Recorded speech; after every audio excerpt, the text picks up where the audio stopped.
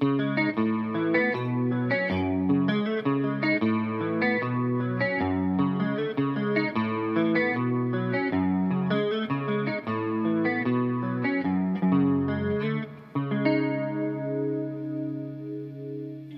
all love power chords. It's such an iconic sound associated with the guitar. Well, if we love power chords, what if we put another power chord on top of a power chord? Enter the Sus2 chord. I'm Kent, and I'm gonna teach you everything you need to know about Sus2 chords. The Police, Rush, Foo Fighters, they all love this chord. It's a bit of a nasty one to get under your fingers, but it's such a wonderful sound. It's so open. It's not major, it's not minor, it's not a power chord or an octave chord, it's just magical. You may be wondering where the name Sus2 came from. So whenever you see the word sus or suspended, what it's telling you to do is replace the third of the chord with a different note. So in a normal major triad, you would have the root, the third, and the fifth. In a Sus2 chord, we're gonna take that third, move it to the second, so we have the root, the second, and the fifth. That's where your Sus2 comes in. So if you just see sus, like a sus, it's replacing the fourth. It may be written as sus4 as well. When you see sus2, it's telling you to replace the third of the chord with the second of the chord. On the guitar, we rearrange it a little bit. So we move that 2 up an octave so we get that bigger chord like this. Because a real sus2 chord is kind of a pain to play on the guitar. So we made it a little bit easier by moving the octave around. Let's start with our basic power chord shape. So unfortunately for this, you're gonna have to use either your middle finger or your ring finger for the second note, okay? So we're gonna start this on the 5th fret of the 6th string. So we're gonna put our pointer finger there, and then we're gonna use our middle, if you can make that reach, if not, your ring finger to grab the 7th fret of the 5th string, okay? Then we are going to add in the 2nd, or technically the 9th above the root. We're going to use our pinky finger for that note. Good luck.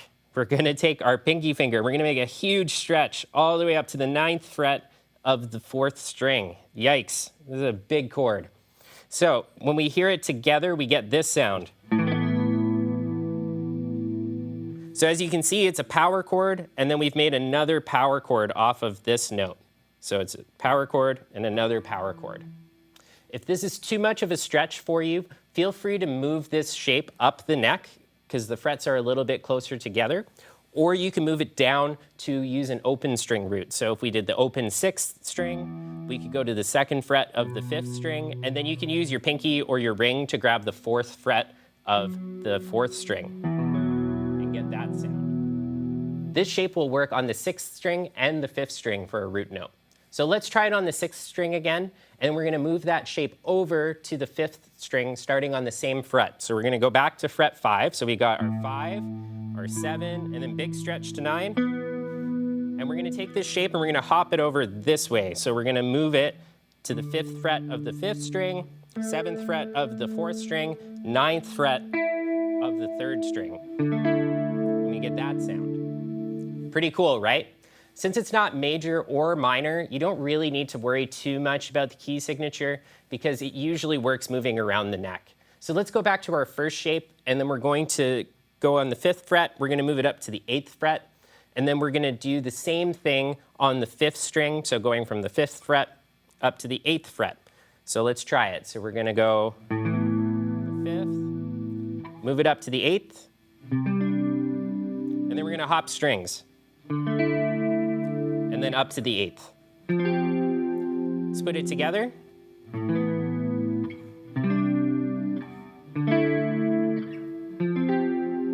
I love arpeggiating this chord too. Let's try it with the same chords that we did earlier. So let's just stay on the 5th fret for now. So instead of playing all the chords in one go, we're gonna play each note one at a time. So we're gonna play the 6th string, then the 5th string, then the 4th string, like this. If you can get the notes to ring out, that's great by holding everything down. If the stretch is too big, you can kind of rotate your wrist and do one at a time.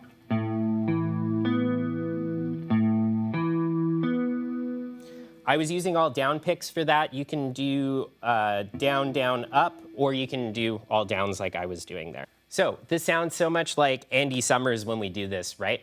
I love this sound. And again, you can go through the same chord progression and do the arpeggiating exercise.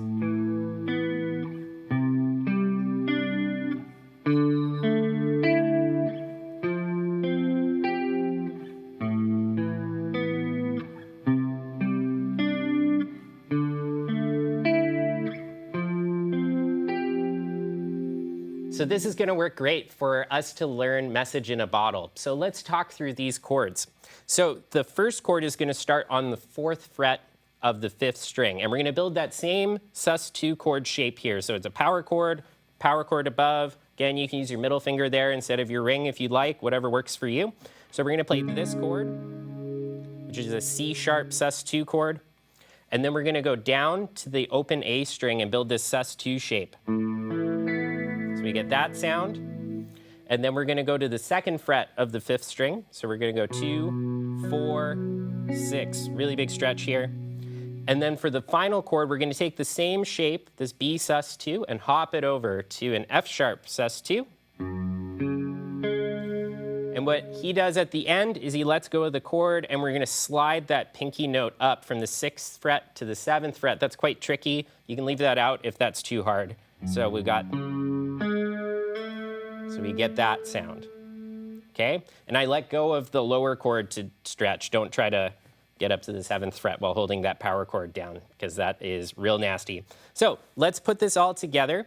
We're going to arpeggiate each chord like we did earlier. We're gonna hit strings 5 to 4 to 3 on the first 3 chords. Okay, on the last chord, we're gonna go 6, 5, 4, and then we slide. So let's put that together. We have...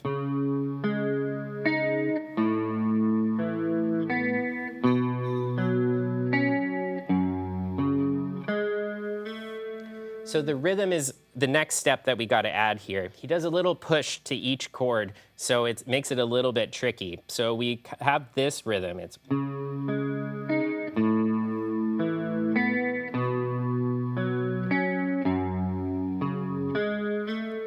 So every note from the other one was just pushed a little ahead. So we got this.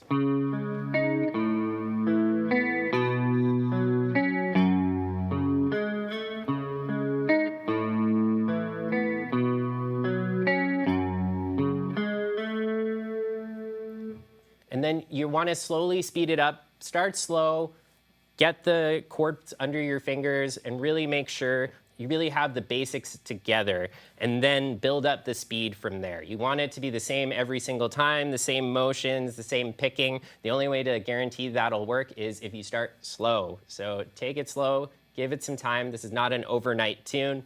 This stretch is really tough, and moving it around is really tricky as well. So get even just the first chord to the second chord together, and then maybe the first to the second to the third, and then all 4 chords, and then try repeating it. It takes a lot of work, but you're gonna get it, I know it. So earlier I showed you a progression of my own, which was that 5th fret to 8th fret, and then 5th fret to 8th fret.